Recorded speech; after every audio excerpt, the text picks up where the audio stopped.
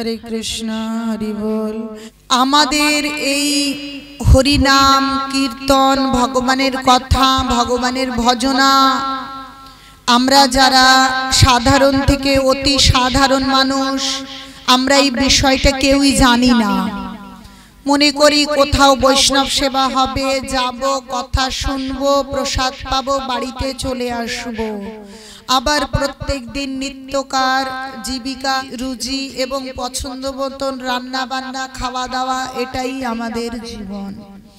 आमादेर प्रकृत जीवनेर उद्देश्य आमादेर की करा कर्तव्य आमरा सेसब जानी ना। जेहेतु आज आमी एई एलाकाय नतून एसेछि ताई प्रथम थेके जोदि ना बोली ताहले आपनारा बुझते पारबेन ना।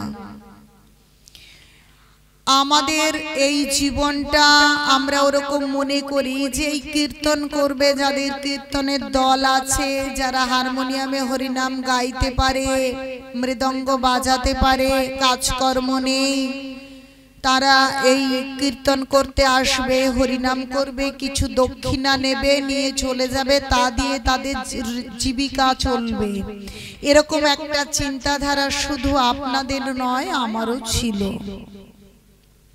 यदि जगद्गुरु कृष्ण कृपा श्रीमूर्ति श्रीला भाई चरणारविंद भक्ति वेदांत स्वामी प्रभुपाद की जय।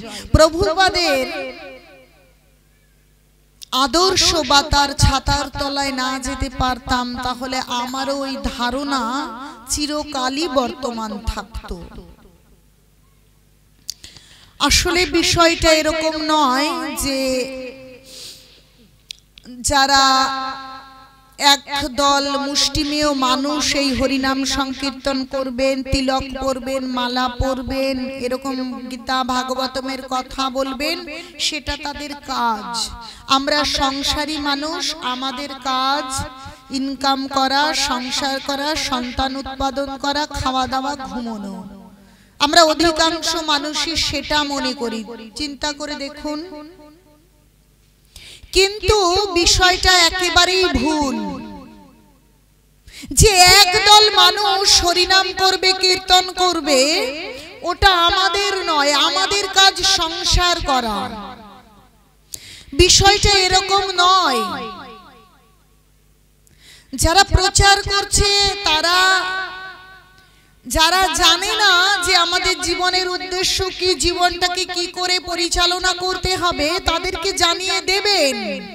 কিন্তু তাই এই নয় যে শুধু একদল অল্প কিছু মানুষ তারাই হরিনাম কীর্তন করবেন ভাগবত কথা বলবেন। আমাদের শুধু কাজ একদিন কোথাও অনুষ্ঠান হলে সেখানে যাওয়া খাওয়া প্রসাদ পাওয়া এবং খানিকটা পাঠ শোনা আবার বাড়িতে গিয়ে ভুলে যাওয়া আবার নিজেদের যেরকম করে চলছিলাম সেরকম করা।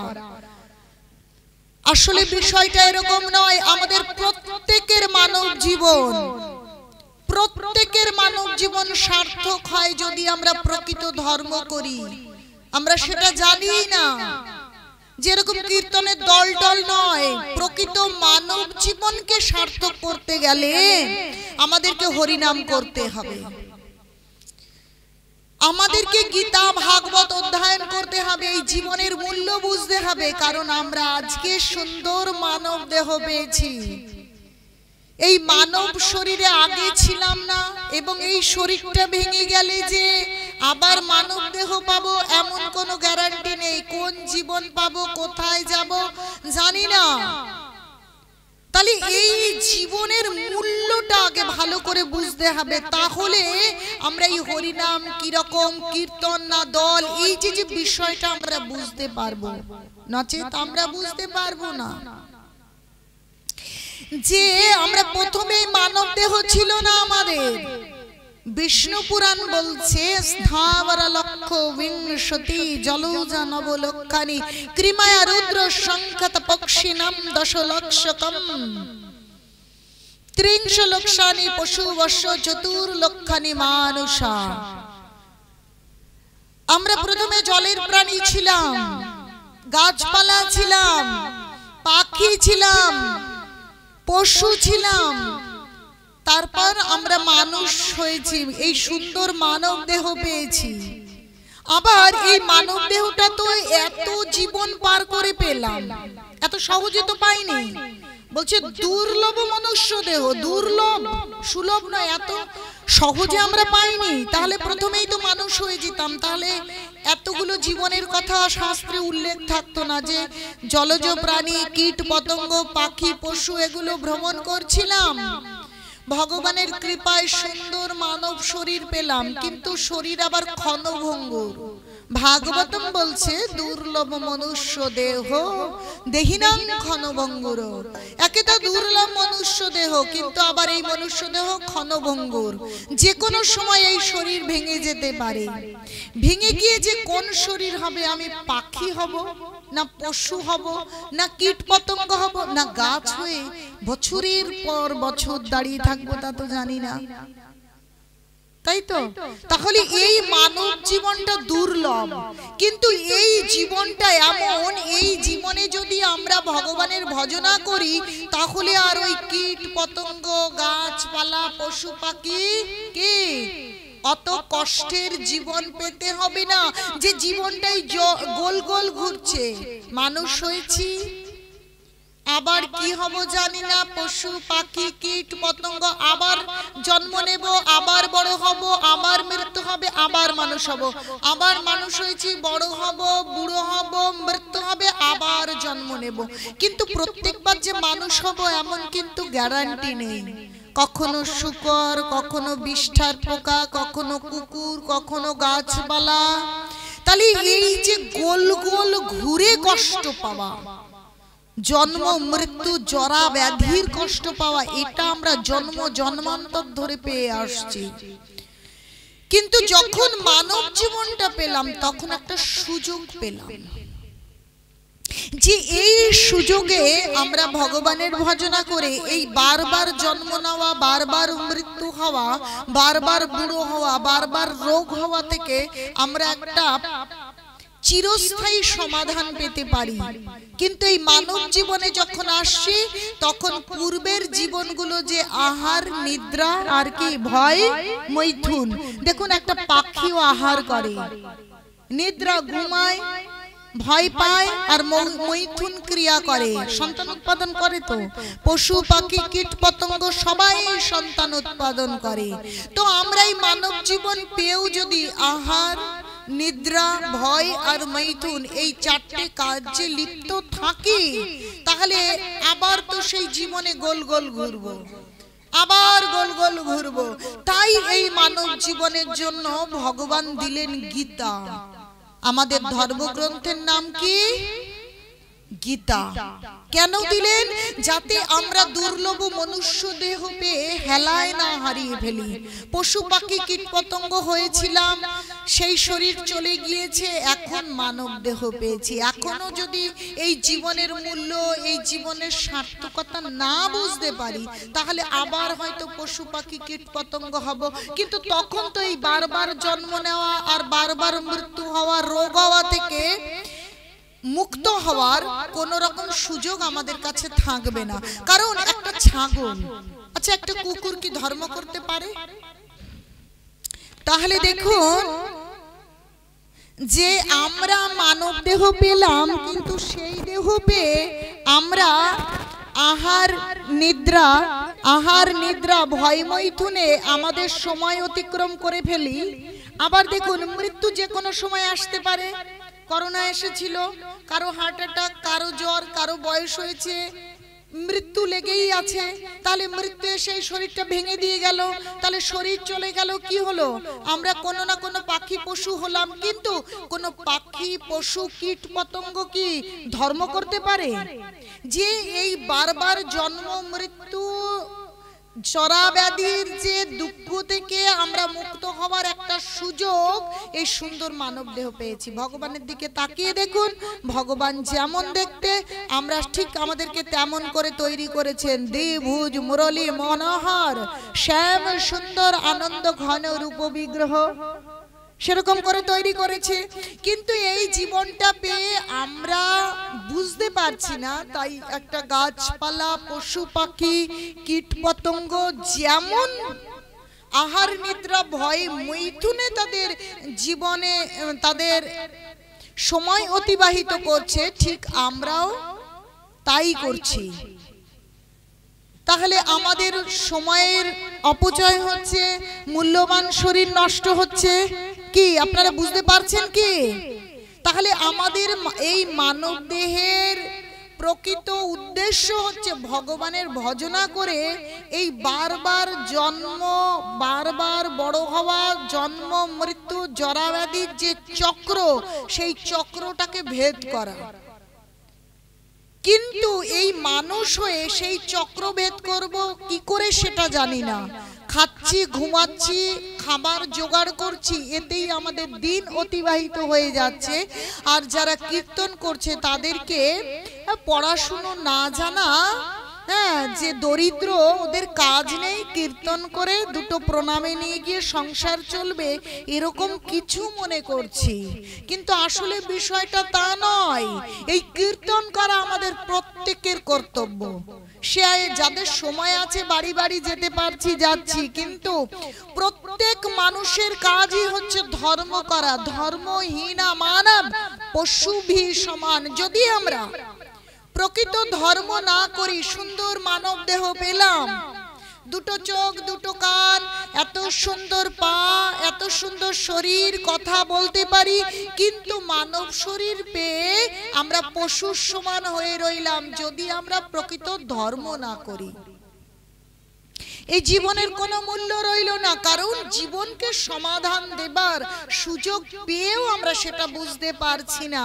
যে অল্প কিছু মানুষ তারা এইসব ভগবানের নাম করবে, গীতা ভাগবতম পড়বে, আমাদের জন্য বিষয়টা নয়। কিন্তু আমাদের প্রত্যেকের জন্য ধর্ম করা কি কর্তব্য, অবশ্যই কর্তব্য, শুধু কর্তব্য নয়, শ্রেষ্ঠ কর্তব্য। আমাদের প্রকৃত ধর্ম করতেই হবে, না হলে এই মানব জীবন মূল্যহীন। বলছে পশুর মতন এলাম, জন্ম নিলাম, আবার এই জগৎ থেকে বিদায় নিলাম, এরকম একটা বিষয় হয়ে যায়। যদি আমরা হরিনাম না করি, ভালো করে বুঝবেন, না হলে বুঝতে পারবেন না। আপনারা কখনো সাপ লুডু খেলা দেখেছেন? সাপ লুডু খেলা দেখেছেন নিশ্চয়ই। মানুষ যখন অবসর সময় হয় তখন সাপ লুডু খেলে। তাহলে ওই লুডু খেলায় দেখবেন সাপ লুডুতে গুটি চালতে চালতে একটা সময় এলো যে সময় তার ঘরে ওঠার সময় এসেছে, তাই না? আর 2 নাই আর 5 নাই আর পুট পড়লেই ঘরে উঠে যাবে। কিন্তু সেই জায়গায় গিয়ে বড় এক কি বিষধর সাপে ছোবল দিয়ে দিল, আর কোথায় চলে গেলাম? একেবারে লেজের গোড়ায়। কিরকম হলো? এতক্ষণ যেই পরিশ্রম করলাম, সব পরিশ্রম গেল কি বৃথা। দেখুন শাস্ত্র বলছে স্থাবর লক্ষ বিংশতি জলৌজা নবলক্ষানি ক্রিমায়া রুদ্র সংকত পক্ষী নাম 10 লক্ষকম 30 লক্ষানি পশু বর্ষ 4 লক্ষানি মানুষা। আমরা স্থাবর জঙ্গম গাছপালা ছিলাম, আমরা জলের প্রাণী ছিলাম, কীট পতঙ্গ ছিলাম 11 লক্ষ জীবন, 10 লক্ষ জীবন আমরা পাখি ছিলাম, 30 লক্ষ জীবন পশু ছিলাম। এখন আমরা মানুষ হয়েছি। মানুষ হয়ে ভগবানের মতন দেখতে ভগবান তৈরি করেছেন। ভগবানের ভজনা করে ভগবানের কাছে চলে যাব, চিন্ময় ধাম, চিন্ময় শরীর লাভ করব। তখন আর আমাদের বারবার মরে যাওয়া, বারবার রোগ হওয়া, এই জন্ম মৃত্যু জরাব্যাধি থাকবে না। মানে ঘরে উঠে যাওয়ার সময় হয়ে গেছে। এখন এখানে এসে যখন আমরা বুঝতে পারছি না কি করলে আমি ঘরে উঠে যাব, সেটা না বুঝে যখন এই বিগত জীবনে যেমন আহার নিদ্রা ভয় মৈথুন করেছি, খেয়েছি কি? একটা পাখি খায়, একটা গাছও খায়, তো শিকড়ের সাহায্যে জল খনিজ পদার্থ তুলে নিয়ে আসে, পাতায় রান্না করে খায়, তার ফল ফুল হয়, সেও বাচ্চা, তারও তো বংশ বিস্তার হয়। তাহলে গাছপালা থেকে শুরু করে পশু পাখি কীট পতঙ্গ প্রত্যেক জীবনে আহার নিদ্রা ভয় এবং মৈথুন ক্রিয়া আছে। তাহলে সেই বিষয়টাকে ভর করে চলেছি। যখন আমি এত সুন্দর সুযোগ পেয়েছি, মানব শরীর পেয়েছি, তখন যখন এটা বুঝতে পারছি না, তখন কি কালরূপী সর্প মায়া আমাদেরকে গ্রাস করছে, আর সেই সাপ লুডো খেলার মতন কি আমাদেরকে ছবল করছে, আর আমরা চলে যাচ্ছি কি আবার সেই অদূর কোথায়, হয় অবচেতন, নাই আচ্ছাদিত চেতনা, সংকুচিত চেতনা, নাই গাছপালা, নাই পশু পাখি, নাই কীট পতঙ্গ, কি যে হব তা তো জানি না। তাহলে দেখুন, ঘরে উঠবো কিন্তু সেখান থেকে আবার কোথায় চলে গেলাম? একদম এতদিনের পরিশ্রম সব কি বৃথা। কারণ আমরা মূল্য বুঝলাম না যে এই মানব জীবনের থেকে আরো উপরের দিকে যাওয়া যায়। তাই এই মানব জীবনে আহার নিদ্রা ভয় মৈথুন পেশা জীবিকা থাকবে, ছেলে মেয়ে থাকবে, সংসার থাকবে, তাতে সমস্যা নেই, কিন্তু আমাদের প্রকৃত ধর্ম করতে হবে। প্রকৃত ধর্ম যদি আমরা না করি তাহলে এই মানব জীবন মূল্যহীন হয়ে যাবে। এখন এই ধর্মটা কি করে করব আমরা সেটা জানি না। আমাদের মনে হচ্ছে দুর্গা পুজোর অঞ্জলি দিলেই ধর্ম করা হয়ে যাবে। কেউ ভাবছে একটু বাড়িতে একবার মানত করে কালী পুজো করলে ধর্ম হয়ে যাবে, একটু বাবার মাথায় জল ঢাললে ধর্ম হবে। আরে না, শনিবার একটু ব্রত করলে হবে না, একটু বিপত্তারিণী করলে ধর্ম হবে, এরকম মনে করছি আমরা সবাই। আমরা কেউ জানি না প্রকৃত ধর্ম কি। কিন্তু আপনি যদি ভালো ডাক্তার হতে চান তাহলে আপনাকে কি করতে হবে? আপনাকে এন্ট্রান্স দিয়ে মেডিকেল বুকস পড়তে হবে আর মেডিকেল কলেজ যেতে হবে, তবেই তো পারবেন ভালো ডাক্তার হতে, নাহলে তো হবেন হাতুড়ি। তাহলে আমাদেরকে প্রকৃত ধর্ম করতে হবে আর জীবনকে সার্থকতা দান করতে হবে। অনেক কষ্ট করে মানব জীবন পেয়েছি, কিন্তু এখানে এসে আমরা যেমন ডাক্তার হতে গেলে মেডিকেল বই এবং মেডিকেল কলেজ যেতে হচ্ছে, কিন্তু এই বেলা যখন আমাদের জীবনের এত মূল্যবান প্রশ্ন, তখন আমরা না ধর্ম গ্রন্থকে আশ্রয় করছি না ধর্মের স্কুলে যাচ্ছি। ভালো করে দেখুন, আমাদের ধর্মগ্রন্থের নাম কি? গীতা। তাই আমাদের যদি এই মানব জীবনকে সার্থক করতে হয়, আমাদের যদি প্রকৃত ধর্ম করতে হয়, তাহলে আমাদেরকে গীতাকে আশ্রয় করতে হবে। আর যেমন মেডিকেল বুক তথা সাধারণ পড়ার বই অঙ্ক আমরা একা একা করতে পারি না, মাস্টার প্রয়োজন হয়, তেমনি আমাদের ওই ধর্মগ্রন্থের পাশাপাশি ধার্মিক মানুষের কাছে যাওয়া প্রয়োজন। সেটা না গেলে আমরা বুঝতে পারবো না। এলাকায় কালী পুজো দুর্গা পুজো হচ্ছে, ভাবছি ধর্ম করব, কিন্তু কালী পুজো দুর্গা পুজো যারা করছে তারা তো মা কালীকে আর কি বাবা শিবকে সামনে রেখে চরম অধর্ম করছে। ভাগবতমে বলছে অধর্ম কারা করছে জানেন? ভালো করে বুঝলে আপনাদের ভুল ভেঙে যাবে। আর কালকে থেকেই আপনারা, আজ থেকেই আপনারা হরিনাম করতে শুরু করবেন।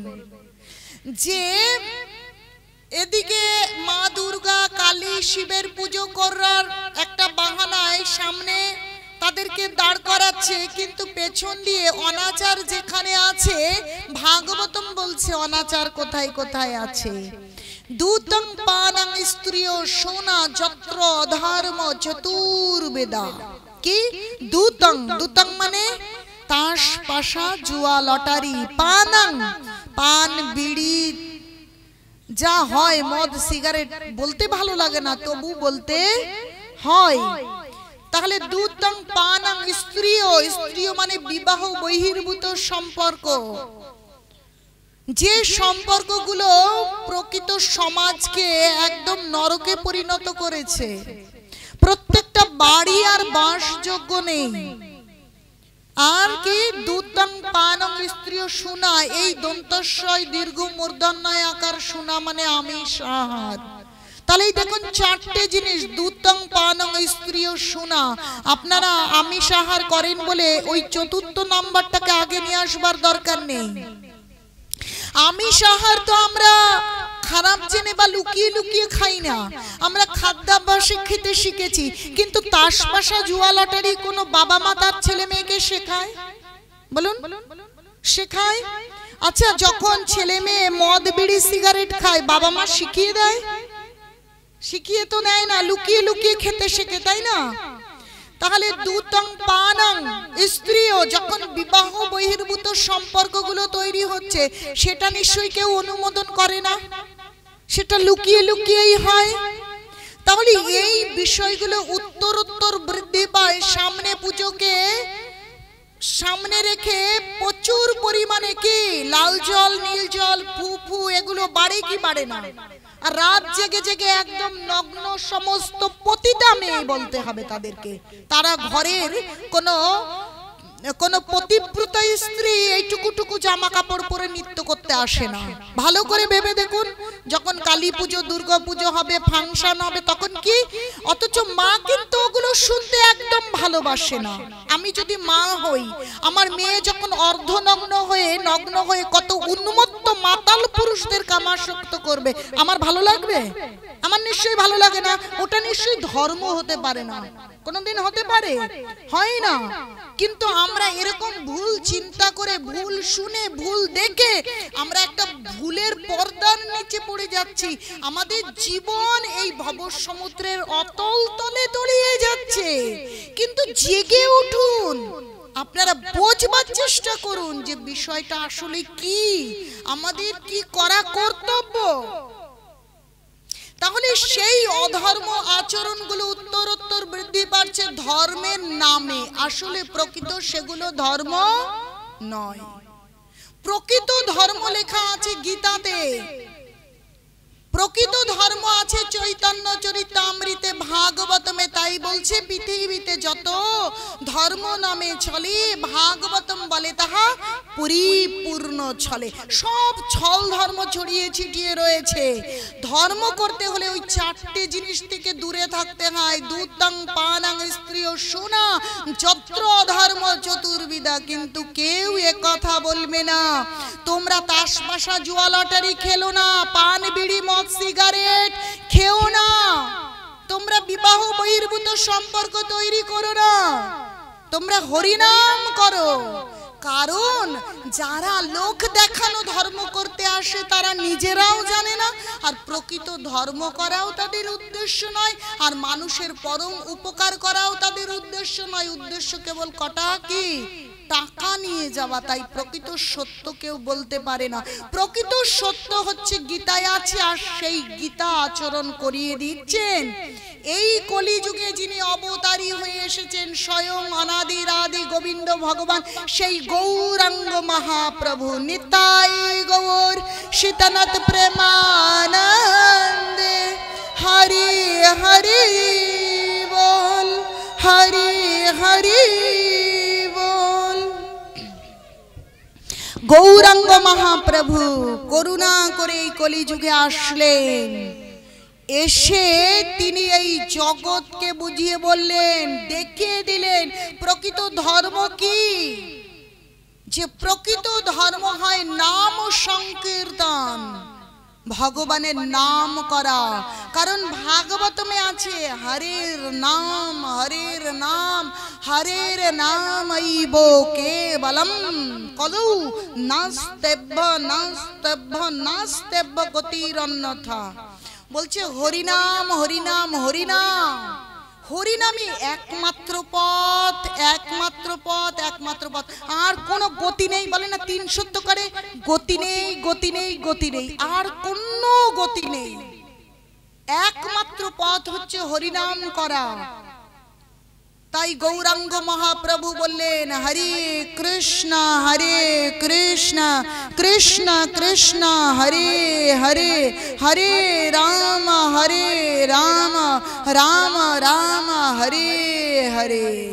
প্রভু কহে কহিলাম এই মহামন্ত্র, ইহা জপ গিয়া করিয়া নির্বন্ধ, নাম হইতে সর্বসিদ্ধি হইবে সবার সর্বক্ষণ বলইতে বিধি নাহি।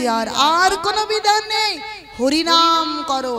তিনি কি করে হরিনাম করতে হবে সেটাও তিনি বললেন, যে ইহা জপজ্ঞা করিয়া নির্বন্ধ, নির্বন্ধ মানে জপমালায়, নির্বন্ধ মানে সংখ্যাপূর্বক জপ করবার কথা বললেন, যে সকলে হরিনাম করুন। এই হরিনাম শুধু অল্প কটা মানুষের জন্য নয়, মহাপ্রভু সেখানে বলেননি কিন্তু অল্প কজন এরা এরা ব্রাহ্মণরা করবে, ক্ষত্রিয়রা করবে, এরা করবে, ওরা করবে না, এরকম কথা বললেন না, সকলের জন্য বললেন ইহা জপজ্ঞা করিয়া নির্বন্ধ।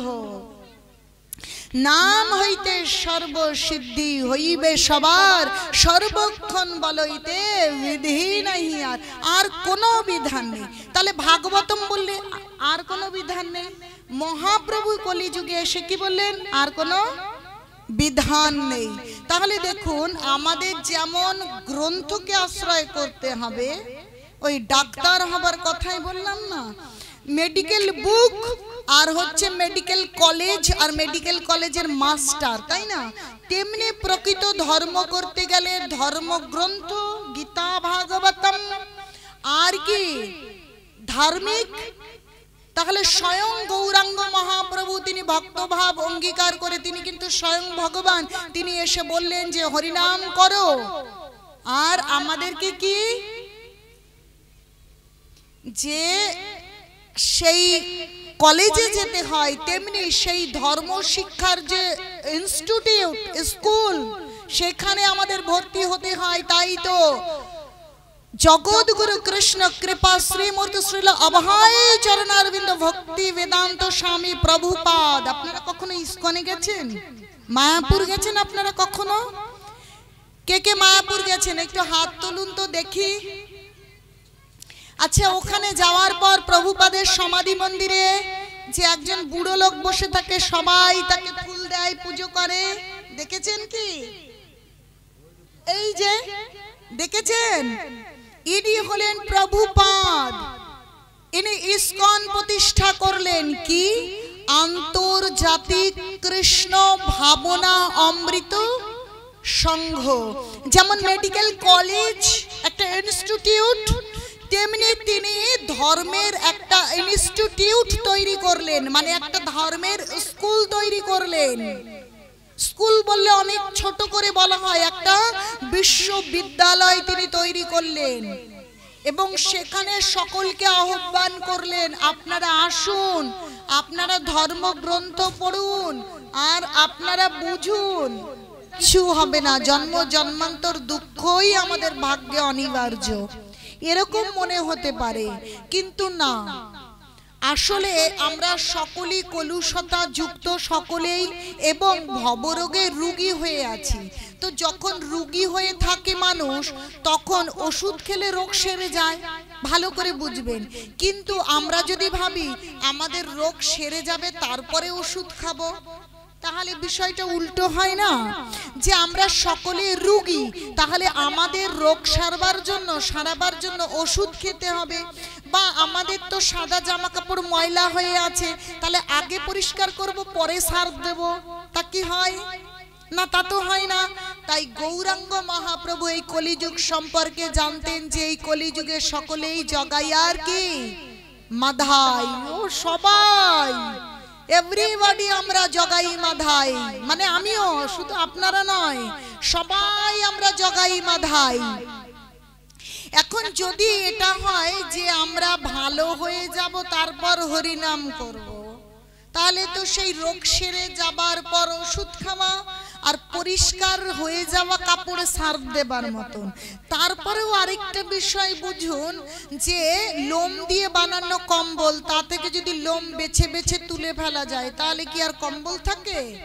এই কলিযুগে আমরা সকলে পাপী অনাচারী, সবাই এরকম, আর সবাই ভব রোগে আমাদের ভেতরে ভবরোগ একদম সেই স্টেজ 5 পর্যায়ে চলে গেছে। এখন কঠিন থেকে কঠিনতর ওষুধ যদি আমরা না গ্রহণ করি, তাহলে আমাদের এই ভবরোগ থেকে মুক্ত হবার কোনো উপায় নেই। তাই গৌরাঙ্গ মহাপ্রভু করুণা করলেন আর সেই ঔষধ আমাদের জন্য নিয়ে আসলেন। কি আনলেন জানেন? হরে কৃষ্ণ কৃষ্ণ কৃষ্ণ হরে হরে, হরে রাম রাম রাম হরে হরে। এই একমাত্র ওষুধ, যে ওষুধ যদি আমরা গ্রহণ করি, আমাদের যার যত বড় রোগই থাকুক না কেন, আমরা যত বেশি তাসমাশা জুয়া লটারি থাকুক না কেন, পান বিড়ি মদ সিগারেট খাক না কেন, বিবাহ বহির্ভূত সম্পর্ক থাকুক না কেন, আমিষ আহার আরো আরো অনেক অনাচার আছে, কিন্তু না, যত খারাপ আছে তা তো আমি ত্যাগ করতে পারছি না, থাকুক সব। কিন্তু গৌরাঙ্গ মহাপ্রভু বলেছে, কলিযুগে যদি জীবন সার্থক করতে হয় হরিনাম করতে হবে। গীতায় ভগবান বলেছে ভগবানের চরণে আশ্রয় নিতে হবে।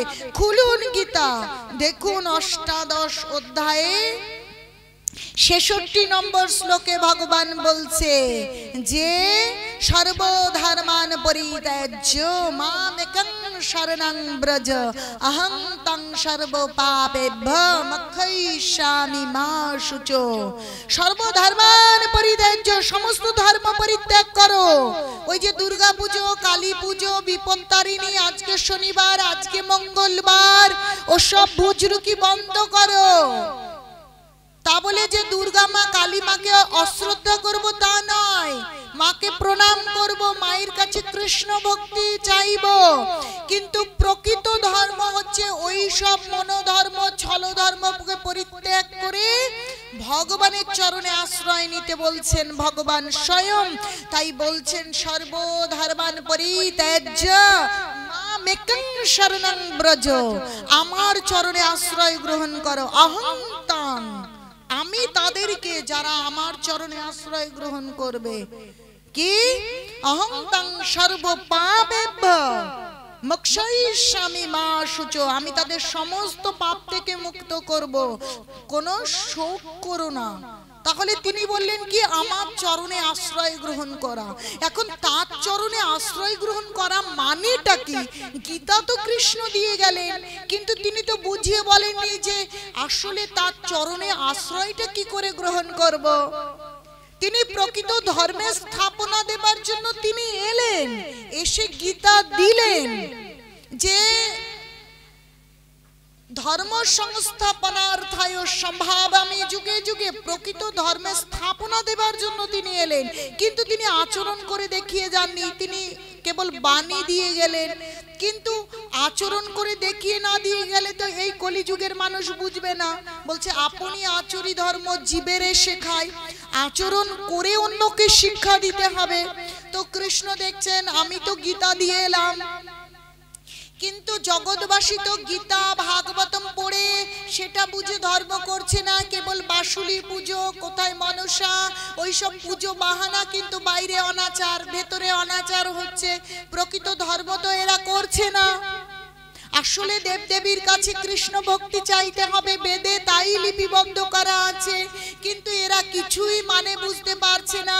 কতগুলো ভণ্ড আর বদমাইশের কবলে পড়ে কেবল অনাচার, টাকা পয়সা নিয়ে যাচ্ছে দুর্গা পুজো কালী পুজোর জন্য, কিন্তু পেছন দিয়ে কি, পেছন দিয়ে যে কি হচ্ছে এসব হবে। তাই করুণা করলেন এই কলিযুগে স্বয়ং রাধা কৃষ্ণ মিলিত তনু শ্রী গৌরাঙ্গ সুন্দর আসলেন, আর তিনি আচরণ করে বুঝিয়ে দিলেন যে ভগবানের চরণে আশ্রয় নেওয়া মানে ভগবানের নামকে আশ্রয় করা। কারণ যেই নাম সেই কৃষ্ণ, ভজন নিষ্ঠা করি নামের সহিত আছেন আপনি শ্রীহরি। হরে কৃষ্ণ কৃষ্ণ কৃষ্ণ হরে হরে, হরে রাম রাম রাম হরে হরে। এই কথা গৌরাঙ্গ মহাপ্রভু বুঝিয়ে বললেন। কিন্তু আমরা সাধারণ মানুষ জানি ওরা ধর্ম করবে, ওরা কীর্তনিয়া দল, এই সব জপের মালা টালা ঝুলিয়ে জপ করবে। কিন্তু গৌরাঙ্গ মহাপ্রভু বলেছেন প্রত্যেককে হরিনাম করতে। যারা চাকরি করছেন, ডাক্তার, ইঞ্জিনিয়ার, চাষি, যারা যে কাজের সঙ্গে যুক্ত, করুন সেই কাজ, থাকুক না সংসার, থাকুক সন্তান সন্ততি, কিন্তু আপনাদের কি করতে হবে? হরি নাম করতে হবে, সকলকে হরি নাম করতে হবে। সংসার থাকবে, সন্ততি থাকবে, বাড়ির আত্মীয় পরিজনের প্রতি কর্তব্য কর্ম থাকবে, কিন্তু কি করতে হবে? কি করতে হবে? হরিনাম করতে হবে, সকলকে হরিনাম করতে হবে। কারণ হরিনাম না করলে প্রকৃত ধর্ম করা হবে না। আর প্রকৃত ধর্ম যদি না করি তাহলে কি এই মানব জীবনের কোনো মূল্যই থাকবে না। এত অর্থ সম্পদ, টাকা পয়সা যে মরে যায় সঙ্গে করে নিয়ে যেতে পারে? ভালো করে একটু বুঝে দেখুন। টাকা পয়সা কোটি কোটি ব্যাংকে জমানো হলো, বাড়ি দোতলা থেকে 5 তলা হলো, অনেক জমি জায়গা হলো, মৃত্যু আসলো, এই শরীরটা ছেড়ে আত্মা চলে গেল, এখানে কিচ্ছু নেওয়া হলো না, কিন্তু পরবর্তী জীবনে একটা টিকটিকি হয়ে জন্ম হলো। বলুন তো, ওই এত অ্যাকাউন্টে টাকা থাকলো, তার কোনো মূল্য থাকলো? অনেক বাড়ি দোতলা থেকে 10 তলা থাকলো, কোনো মূল্য থাকলো? কোনো মূল্য থাকে না। কিন্তু আমরা যদি হরিনাম করি, ভগবানের চরণে আশ্রয় নেই, তাহলে আমাদের যা প্রয়োজন সেটা ভগবান রক্ষা করেন, আমাদের যা আছে তা রক্ষা করেন, আর যা প্রয়োজন তা বহন করে নিয়ে যান। আর সেই কারণেই কেউ ধনী, কেউ দরিদ্র, কেউ সুন্দর, কেউ কুৎসিত আমরা বুঝতে পারি না। কেউ ভাবি আমার মা কেন দাসীর কাজ করে, লোকের বাড়ি ঝিয়ের কাজ করে, আর দেখো ওরা কত ধনী, ওরা কত বড় লোক, আমরা এরকম। কেউ বাবা মাকে দোষারোপ করি, কেউ ঠাকুরদা ঠাকুমাকে দোষারোপ করি, ওই রাজনীতি করে সব নষ্ট করে দিয়েছে, তাই তো আমি ভিখারি।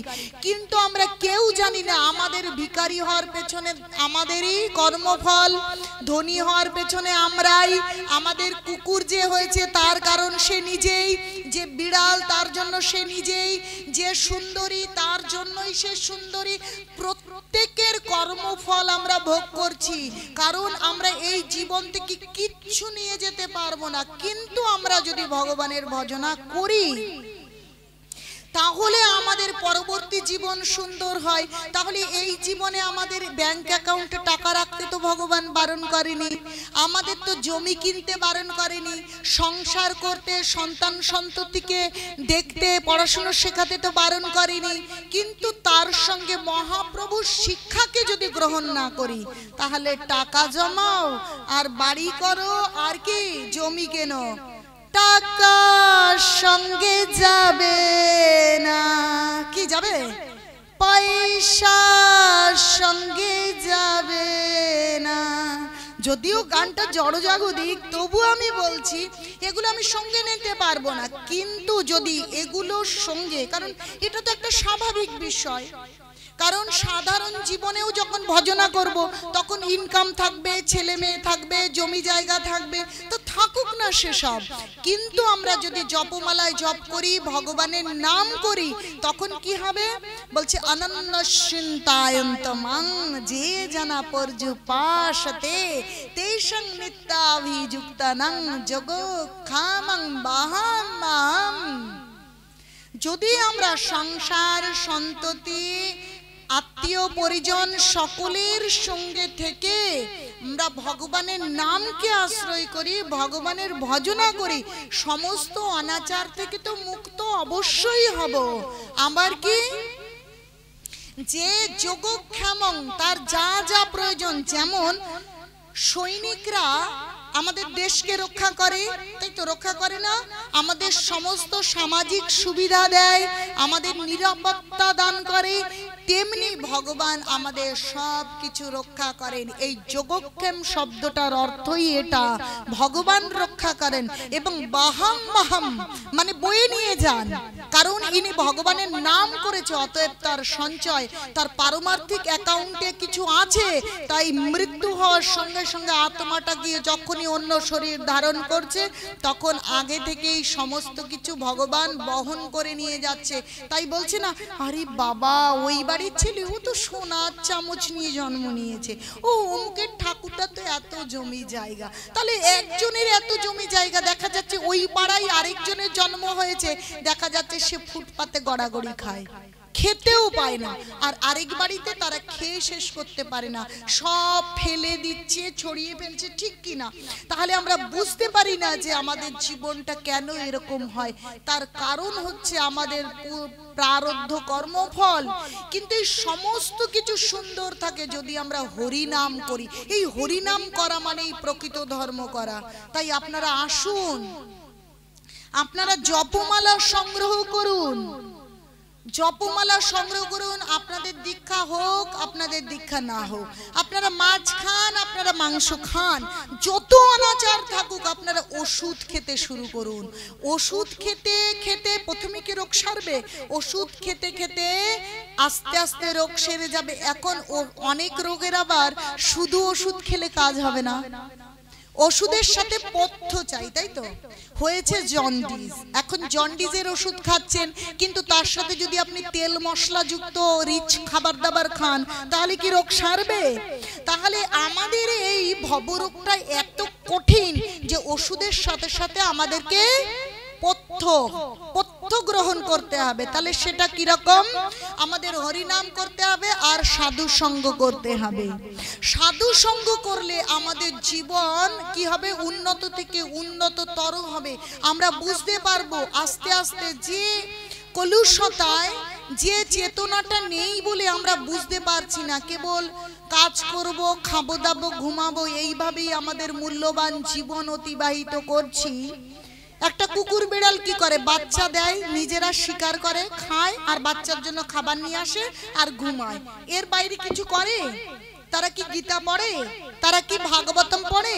তারা কি হরে কৃষ্ণ করে? তাহলে আমরাও যদি সেইভাবেই কেবল খাবার জোগাড় করব, খাবো, বাচ্চা হবে আর বাচ্চার ভরণ পোষণ করব, তাহলে তো কুকুর বিড়ালের মতন এই জীবন থেকে বিদায় নিয়ে চলে যাব। কিন্তু না, সেটা করবার নয়, সেটা করলে হবে না, আমাদেরকে হরিনাম করতে হবে। তাই যত সমস্যা, যত প্রতিকূলতা থাকুক, যত শিক্ষিত হন, যত ধনী হন আর দরিদ্রই হন, প্রত্যেকের জন্য সমানভাবে প্রযোজ্য যে হরিনাম করতে হবে। আর পথ্য মানে হচ্ছে সাধু সঙ্গ করতে হবে। সেটা কি করে করব? আপনাদের গীতা ভাগবত সংগ্রহ করে অন্তত একটা পৃষ্ঠা আপনারা গীতা পড়ুন। কিন্তু যে গীতায় ছোট ছোট গীতা পাওয়া যায়, শুধু ব্যবসা, শ্লোকগুলো পড়ে যাবে বা অনুবাদ পড়ে যাবে, কিন্তু সেটা গীতায় আমাদের জন্য কি বলা আছে কিছুই বুঝতে পারবো না। তো সেই গীতা পড়ে তো কোনো লাভ হয়নি। আমার জীবনে যদি সেটা না হতো, আমি আপনাদের বুঝিয়ে বলতে পারতাম না। আমি ছোটবেলা থেকে, আমার বাবা মোটামুটি ধার্মিক ছিলেন, কিন্তু এরকম আমরা যেমন প্রসাদী ভক্ত, ভগবানের ভজনা করছি, সবসময় জপমালায় জপ করছি, কিন্তু গীতা পড়তে হবে তিনি জানতেন, তিনি নিজেও পড়তেন। আমাদেরকে বলতেন, যাও স্নান করে এসেছো, এক অধ্যায় গীতা পড়ে ফেলো। আর আমরা কি ওই ছোট গীতা একদম অনুবাদ, শ্লোক সংস্কৃত উচ্চারণ করতে সময় লাগবে, শ্লোকগুলো গড়গড় গড়গড় গড়গড় করে এক অধ্যায় পড়ে ফেলেছি। আরে মাহাত্ম্য না পড়লে কোনো লাভ হবে না, গড়গড় করে সীতা সাবিত্রী সত্যব্রতা পড়ে নিলাম। কিন্তু আসলে বিষয়টা ওরকম নয়। এই জ্ঞানটা যদি প্রভুপাদ না আসতো, আমরা বুঝতে পারতাম না যে গীতার প্রত্যেকটা শ্লোকে, প্রত্যেকটা লাইনে ভগবান আমাদেরকে কি বললেন, সেই মানেটা বুঝতে হবে। এক অধ্যায় গড়গড় করে বুঝে গেলাম, পড়ে গেলাম, কিন্তু তার একটা শব্দ আমি মানে বুঝলাম না, তো ওই পড়ার কোনো কি মূল্য আছে? বাচ্চারা সকাল থেকে পড়ছে, কিন্তু তার মুখস্থ হলো না, তার মানেও বুঝতে পারলো না, তাহলে সে কি লিখতে পারবে? সে গ্রামার বুঝে পরীক্ষা দিয়ে আসতে পারবে? তাহলে তার মানে বোঝাটা বিশেষভাবে জরুরি। তাই ওইভাবে গীতা পড়ে আমারও কিন্তু কিচ্ছু হয়নি, বিবাহ হয়েছে, ছেলে মেয়ে হয়েছে, কিন্তু পরবর্তী সময় যখন প্রভুপাদের কৃপায় প্রভুপাদের গীতা অধ্যয়ন করবার মতি এলো, তখন ওই তাৎপর্য বিশ্লেষণ পড়ে বুঝতে পারলাম যে গীতায় ভগবানের বাণী প্রত্যেকটা লাইনের মানেটা কি। তখন যখন মানে জানতে পারলাম, তখন জীবনের মানে কি একেবারে পাল্টে গেল। আস্বাদন পেতে শুরু করলাম প্রকৃত আনন্দের, খোঁজ পেলাম প্রকৃত জীবনের। তাই ওইভাবে গড়গড় করে গীতার অনুবাদ পড়ে এক অধ্যায় মাহাত্ম্য পড়ে কিচ্ছু হবে না। আপনারা প্রভুপাদের একটা করে গীতা নেবেন, নিয়ে এক পৃষ্ঠা করে অন্তত 5 মিনিট বা 10 মিনিট পড়বেন, তাৎপর্য পড়বেন। সংস্কৃত শ্লোক উচ্চারণ করতে না পারলে অসুবিধে নেই, মানে পড়বেন আর প্রভুপাদের প্রাঞ্জল তাৎপর্য পড়বেন। সেখানে সাধু সঙ্গ হবে। আর আমরা যখন আপনাদের এখানে আসব, আপনারা সকলে আসবেন, আপনাদের প্রশ্ন, আপনাদের মনের এই ধর্ম বিষয়ক প্রশ্ন জিজ্ঞাসা করবেন, তখন আপনারা বুঝতে পারবেন যে আমাদের একটু একটু করে কিভাবে আমাদেরকে ধর্ম করে আমাদের জীবনে এগিয়ে যেতে হবে। এইভাবে আপনারা যদি গীতা পড়েন, আপনারা ভাগবতম পড়েন, আপনারা হরিনাম জপ করেন, আর ভগবানের বলছি কৃষ্ণ প্রেয়সী তুলসী ধারণ করেন, তাহলে আস্তে আস্তে আপনাদেরকে জীবনের আমূল পরিবর্তন হবে, আপনারা আনন্দ পাবেন। কিন্তু এখন অনেক ধনী দরিদ্র ব্যবসায়ী চাকুরিজীবী এখানে বসে আছেন, কিন্তু কোনো একজন মানুষ বুকের পাটা বুক ফুলিয়ে বলতে পারবে না যে আমি চিরসুখী, আমার কোনো দুঃখ নেই। দুঃখ অবশ্যম্ভাবী, এটা দুঃখালয়ম। এই জগতে প্রত্যেকে আমরা দুঃখী, যত ধনী হই, যত দরিদ্রই হই, যত সুন্দরী হই, যার ছেলে আছে তিনিও দুঃখী, যার পুত্র কন্যা নেই তিনিও দুঃখী। যিনি সুন্দরী তিনি সুন্দরের জ্বালায় দুঃখী, আর যিনি কুৎসিত তিনি দেখতে অসুন্দর বলে দুঃখী। দুঃখী আমরা কি? সকলেই। তাই প্রকৃত আনন্দের খোঁজ আমাদের কাছে নেই, প্রকৃত আনন্দের খোঁজ আছে ভগবানের কাছে, ভগবানের নামে।